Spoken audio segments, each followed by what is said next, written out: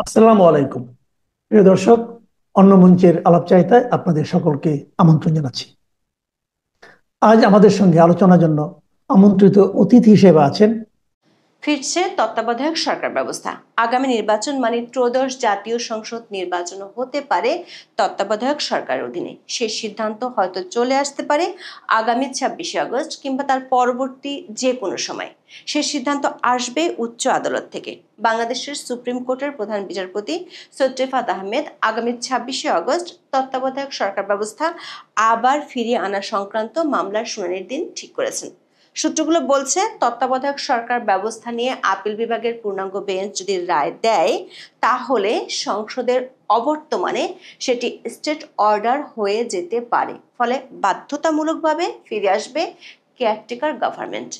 প্রশ্ন হলো, তাহলে অধ্যাপক ইউনূসের নেতৃত্বাধীন বর্তমান তত্ত্বাবধায়ক সরকারের কি হবে? সে প্রশ্নের উত্তর থাকছে বিশ্লেষণে। তার চেয়েও বড় প্রশ্ন, কে হবেন তত্ত্বাবধায়ক সরকারের প্রধান? অধ্যাপক ইউনূস কি নতুন তত্ত্বাবধায়ক সরকারের প্রধান থাকতে পারবেন? যদি তিনি না থাকতে পারেন, তাহলে কি ভোটের আগেই অধ্যাপক ইউনূসের বিদায় ঘণ্টা বেজে যাচ্ছে? মিলিয়ন ডলারের সেই প্রশ্নের উত্তর জানতে চলুন যাওয়া যাক বিশ্লেষণ। বাংলাদেশের স্বাধীনতার পর থেকে এ পর্যন্ত 12টি জাতীয় সংসদ নির্বাচন অনুষ্ঠিত হয়েছে। তার মধ্যে 1991 সাল থেকে 2008 সাল পর্যন্ত 4টি সংসদ নির্বাচন অনুষ্ঠিত হয়েছিল নির্দলীয় নিরপেক্ষ তত্ত্বাবধায়ক সরকার অধীনে। এর মধ্যে 91 সালের বিচারপতি শাহাবুদ্দিন আহমেদের সরকারকে অবশ্য অন্তর্বর্তী সরকার বলা হয়। এই 4টি নির্বাচনের ফলাফলে একটি বড় মিল আছে। সেটি হলো, এই নির্বাচনগুলোর আগে যারা সরকারের দল ছিল তারা নির্বাচনে জিততে পারেনি বা আবার সরকার গঠন করতে পারেনি। এই 4টি নির্বাচনকে বাংলাদেশের ইতিহাসে সবচেয়ে অবাধ, সুষ্ঠু ও নিরপেক্ষ নির্বাচন হিসেবে গণ্য করা হয়। যদিও 1996 সালে যখন তত্ত্বাবধায়ক সরকারের দাবিতে বিরোধী দলগুলো আন্দোলন করছিল, তখন ক্ষমতাসীনরা তা মানতে পারেনি। পাগল ও শিশু ছাড়া কেউ নিরপেক্ষ হয় না, বিএনপি প্রধানের এমন মন্তব্যের পর তখনকার বিরোধী দলগুলো একযোগে 1996 সালের ফেব্রুয়ারি নির্বাচন বয়কট করেছিল। আবার 2008 সালের নির্বাচনে জেতার পর আওয়ামী লীগ তত্ত্বাবধায়ক সরকার পদ্ধতি বাতিল করে দেয়। 2011 সালের 30শে জুন জাতীয় সংসদে পঞ্চদশ সংশোধনী আইন পাশ হয়। ওই সংশোধনীর মাধ্যমে বাতিল করা হয় তত্ত্বাবধায়ক সরকার ব্যবস্থা। এরপর দেশে গত 3টি নির্বাচন আওয়ামী লীগ সরকার অধীনে অনুষ্ঠিত হয়, যেখানে দেশ তো বটেই, আন্তর্জাতিক মহলেও এর স্বচ্ছতা নিয়ে প্রশ্ন ওঠে। এগুলোকে একতরফা নির্বাচন হিসেবে সমালোচনা করা হয়। কোনোটি বিনা প্রতিদ্বন্দ্বিতার নির্বাচন, কোনোটি রাতের ভোটের নির্বাচন, আবার কোনোটি ডামি নির্বাচন হিসেবে পরিচিতি পেয়েছে। এখন দিল্লিতে অবস্থানরত আওয়ামী লীগ সভানেত্রী শেখ হাসিনাও বলেছেন, আগামী নির্বাচন তত্ত্বাবধায়ক সরকারের অধীনে হতে হবে। পঞ্চদশ সংশোধনী চ্যালেঞ্জ করে গত বছর 18ই আগস্ট সুজন সম্পাদক বদিউল আলম মজুমদার সহ 5 বিশিষ্ট ব্যক্তি রিট করেন। আদালত রুল জারি করলে এর সঙ্গে বিএনপি, গণফোরাম, জামাত সহ বিভিন্ন সংস্থা ও ব্যক্তি সহ বেশ কয়েকজন যুক্ত হন। 17 ডিসেম্বর পঞ্চদশ সংশোধনী নিয়ে রায় দেন হাইকোর্ট। যদিও রায়ে পঞ্চদশ সংশোধনের পুরোটা বাতিল করেনি আদালত, কিন্তু সবচেয়ে চমক জাগানো খবর ছিল সংবিধানের পঞ্চদশ সংশোধনীর বেশ কিছু ধারা বাতিল হওয়ায় জাতীয় নির্বাচনের জন্য তত্ত্বাবধায়ক সরকার ব্যবস্থা ফিরিয়ে আসার পথ সুগম হয়েছে। কিন্তু পুরোপুরি ফিরিয়ে আনতে আরও কিছু কাজ বাকি ছিল। সেটি হলো, নির্বাচনকালীন তত্ত্বাবধায়ক সরকার ব্যবস্থা ফিরিয়ে আনতে ত্রয়োদশ সংশোধনী বাতিলের বিরুদ্ধে রিভিউ আবেদনের শুনানি শেষ করা। গত 19শে জানুয়ারি বিষয়টি সুপ্রিম কোর্টের আপিল বিভাগে শুরু হওয়ার কথা ছিল, কিন্তু গত 8 মাস ধরে অদৃশ্য কারণে শুনানির ডেটই পড়ছিল না। সেটির অবসান হতে যাচ্ছে 21শে আগস্ট। প্রধান বিচারপতি সৈয়দ রেফাত আহমেদ ঘোষণা করেছেন, আগামী 26শে আগস্ট শুনানি হবে। সরকারি সংবাদ সংস্থা বাসসের খবরে বলা হয়েছে, জামাত ইসলামের পক্ষে আইনজীবী মোহাম্মদ শিশির মনির রিভিউ আবেদনগুলো শুনানির জন্য মেনশন করেছিলেন। এর প্রেক্ষিতে প্রধান বিচারপতি ডক্টর সৈয়দ রেফাত আহমেদের নেতৃত্বাধীন 6 বিচারপতির আপিল বিভাগ বেঞ্চ শুনানির এই দিন ঠিক করেন।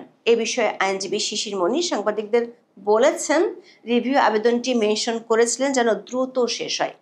বিষয়ের গুরুত্ব বিবেচনায় টপ আইটেম হিসেবে আগামী 26শে আগস্ট শুনানির জন্য রাখা হয়েছে। অ্যাটর্নি জেনারেলকে এ বিষয়ে ইনফর্ম করা হয়েছে। সব পক্ষকেই ইনফর্ম করা হবে যেন তারা শুনানির জন্য প্রস্তুত থাকেন।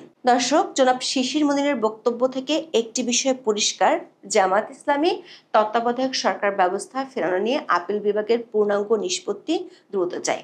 কিন্তু কেন, সে প্রশ্নের উত্তর নিশ্চয়ই এর মধ্যে আজ করতে পারছেন।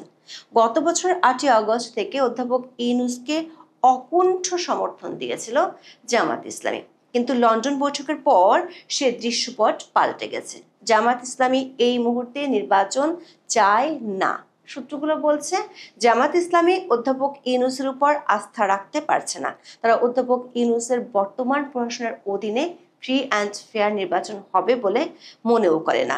সে কারণে জামাতের পক্ষের আইনজীবী উচ্চ আদালতকে মেনশন করেন। আদালত পাড়ার সূত্রগুলো বলছে গত জানুয়ারিতে যে শুনানি হওয়ার কথা তা অদৃশ্য কারণে আটকে ছিল, কিন্তু দেশের রাজনৈতিক প্রেক্ষাপট পাল্টে যাওয়ায় পরিস্থিতিও বদলে গেছে। 26শে আগস্ট শুনানি হবে। সব পক্ষের কথা আদালত শুনবেন। খুব শিগগিরই আদালত বিষয়টির সুরাহা করবেন। সবচেয়ে গুরুত্বপূর্ণ কথা হলো, আপিল বিভাগ যদি তত্ত্বাবধায়ক সরকার ব্যবস্থা ফিরিয়ে আনার রায় বহাল রাখেন তাহলে কি হবে? আইনবিদরা বলছেন এই মুহূর্তে জাতীয় সংসদ নেই, ফলে এ ধরনের রায় স্টেট অর্ডার হয়ে যাওয়ার কথা, যেখানে থাকতে পারে কবে থেকে এই রায় কার্যকর হবে। সেটি যদি আদালত ঘোষণা করেন তাহলে অনিবার্যভাবে তত্ত্বাবধায়ক সরকার চালু হয়ে যাবে। পঞ্চদশ সংশোধনী বাতিলের আবেদনের পক্ষের আইনজীবী ডক্টর শরীফ ভূঁইয়া ডয়েচে ভেলেকে বলেছেন, ত্রয়োদশ সংশোধনী রিভিউর মাধ্যমে বহাল থাকলে সংসদে আর আইন পাশ করতে হবে না, সংবিধানে স্বয়ংক্রিয়ভাবে ফিরে আসবে। তবে কোনো কোনো আইনজীবী মনে করেন আপিল বিভাগ যদি রিভিউর ত্রয়োদশ সংশোধনী বহাল রাখে তারপরও তত্ত্বাবধায়ক সরকার ফিরে আনতে সংসদে আইন পাশ করতে হবে, গণভোটের আয়োজন করতে হবে। দর্শক, সেই পথও সুগম হয়ে গেছে, কারণ পঞ্চদশ সংশোধনীতে সংবিধানে গণভোটের ব্যবস্থা বন্ধ করে দেওয়া হয়েছিল। গত 17ই ডিসেম্বর আদালত শুধু তত্ত্বাবধায়ক সরকার ব্যবস্থাই নয়, গণভোটও ফেরানোর রায় দিয়েছিল। যদি আদালত স্বপ্রণোদিত হয়ে রায় কার্যকরের দিনক্ষণ ঘোষণা করেন তাহলে অধ্যাপক ইউনূসের নেতৃত্বাধীন বর্তমান অন্তর্বর্তী সরকারের কি হবে? বাংলাদেশের পরবর্তী জাতীয় সংসদ নির্বাচন কি তত্ত্বাবধায়ক সরকার অধীনে হতে চলেছে?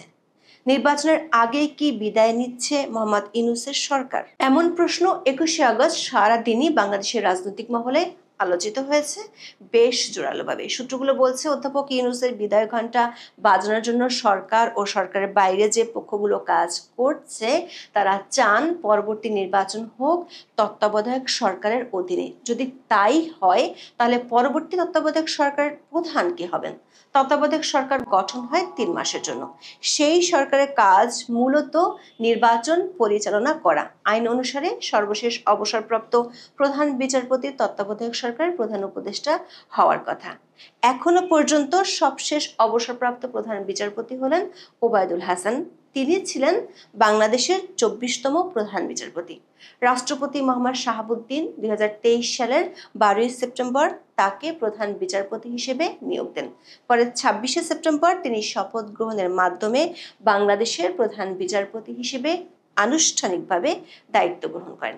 কিন্তু আওয়ামী লীগ সরকারের পতনের পর মবের মুখে পড়ে গত বছরের 10ই আগস্ট তিনি পদত্যাগ করেন। তবে একাধিক সূত্র থেকে নিশ্চিত হওয়া গেছে সামনে যদি তত্ত্বাবধায়ক সরকার হয় তাহলে সে সরকারের প্রধান উপদেষ্টা ওবায়দুল হাসান হচ্ছেন না, হবেন বর্তমান প্রধান বিচারপতি সৈয়দ রিফাত আহমেদ। কিভাবে? খবর হলো আগামী মাসে অবসরে যাচ্ছেন বর্তমান প্রধান বিচারপতি। সেক্ষেত্রে তিনিই হতে পারেন তত্ত্বাবধায়ক সরকারের প্রধান।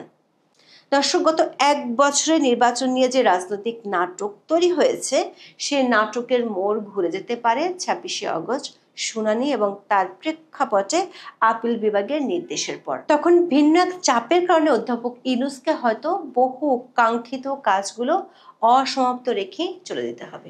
এখন এ পর্যন্ত। সবাই ভালো থাকুন, সুস্থ থাকুন, নিরাপদে থাকুন। দেখা হবে আগামী পর্বে।